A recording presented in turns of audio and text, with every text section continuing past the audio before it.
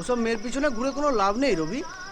ওসব মেয়ে না তোমার দিকে একবার তাকাবে, দুবার তাকাবে, তিনবার তাকাবে, তারপর বিয়ে করে প্লেনে করে উড়ে চলে যাবে গ্যাস বেলুনের মতো। আর তুই শালা ফাটা চুপচামা বেলুনের মতো লেঙ্গি খেয়ে একধারে পড়ে থাকি। এই বাজে বকিস না তো, ও আমাকে ভালোবাসে, নাহলে ওভাবে কেউ তাকায়? রবি কাম কিন্তু ঠিকই কইছে। মায়াটারে যদি তুই সত্যি সত্যি ভালোবাসিস না, তুই কষ্ট পাবি, মায়াটার কিচ্ছু হবে না। কষ্ট পেলে আমি পাবো, তাতে তোর বাপের কি বে? হ্যাঁ শোন, আমি মেয়েটাকে ভালোবাসি, আর যদি না মানে না তাহলে শালা তুলে নিয়ে আসবো। খেল খতম, প্রেম হজম। কিন্তু রবি আর কোনো কথা নয়। শোন, মোদ্দা কথা, আমি মেয়েটাকে ভালোবাসি আর ওকে পাওয়ার জন্য আমি সব কিছু করতে পারি। আর কোনো এই রাস্তার কুত্তার কথা আমি ভয় পিছু পাবো না। কুত্তা? এখন আমাকে কুত্তা কইতাছে, এরপর আমাকে কুত্তার বাচ্চা কইবে। চল কাম, অনেক শুনেছি, আর নয়।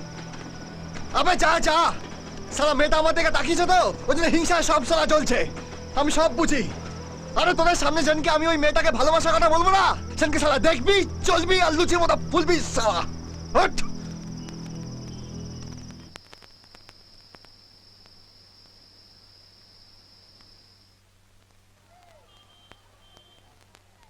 কি রে তুলি,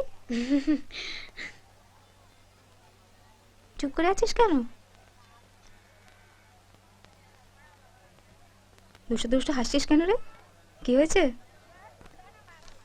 দাদাই চিঠিটা তোমার জন্য পাঠিয়েছে।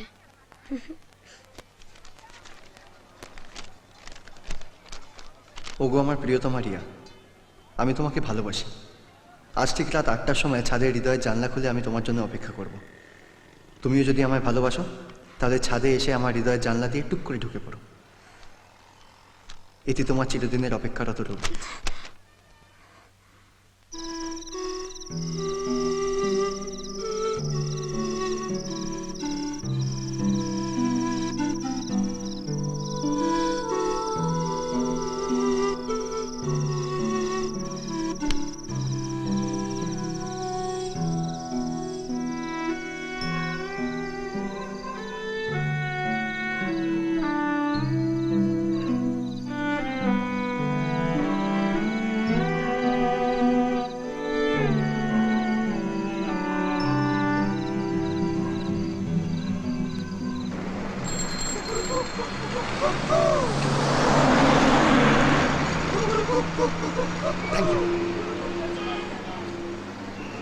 রিয়া, কাল তুমি ছাদে এলে না কেন?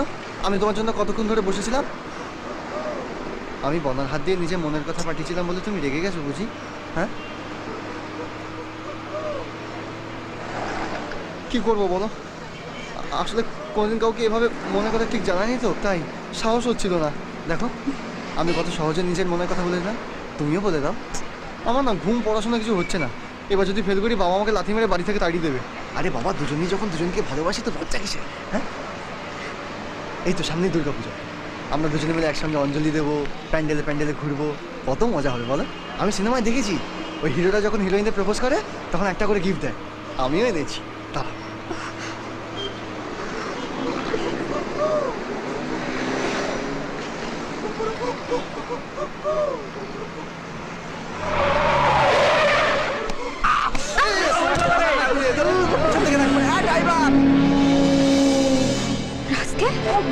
আর কতক্ষণ সহ্য করবো? মেয়েদের সম্মান দিতে শেখনি? একদম কথা বলবে না, একদম কথা বলবে না, অসভ্য জানোয়ার। আপনারা সবাই মিলে বসে বসে চুপচাপ দেখছেন আমার সঙ্গে অসভ্যতা করছে, কেউ কিছু বলছে না।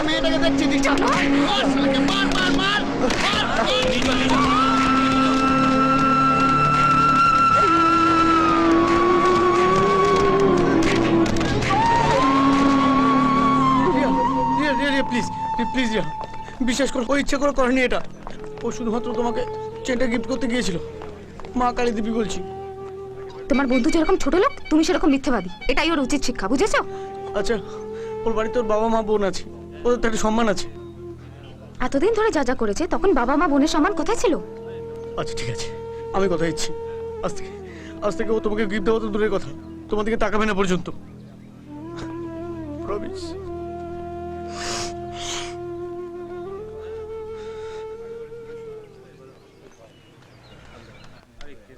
হ্যাঁ ম্যাডাম বলুন, ছেলেটা আপনার কি করেছে? আপনি ছেলেটাকে ছেড়ে দিন, আমি ওর এগেইনস্টে কোনো কমপ্লেইন করতে চাই না। ঠিক আছে। কেন নিয়ে এলো আচ্ছা। বাসে কি রাত এখনো বাস খুব মেরেছে না খুব ব্যথা করছে না তোর Riya thank you very much বোঝে না সে বোঝে না সে তো আজও বোঝে না বোঝে না সে বোঝে না